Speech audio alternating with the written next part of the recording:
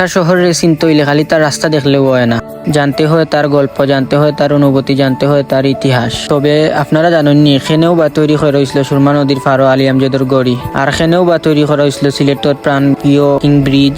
আর সুরমা নদীর ফারো দাঁড়াইয়া থাকা ঐতিহ্যবাহী সার্কিট হাউসের পিছনে লুকাইয়া আছে শত শত শত ইতিহাস। আজকে জানবো আমরা ও গল্প, যে গল্প কোনো ইট পাথরের নাই, যেটা আমরা সিলেটের আবেগ আর ঐতিহ্য আর পরিচয়ের গল্প।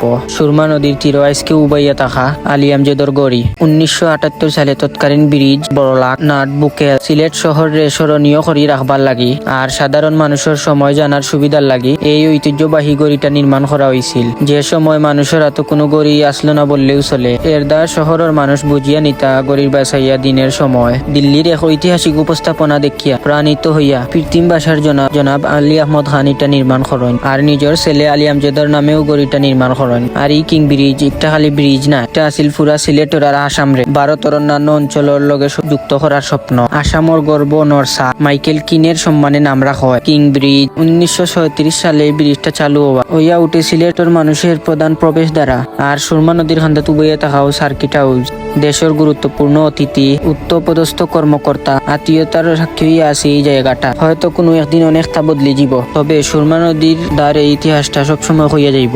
ওটাও আমরার শহর, আমরার সিলেট।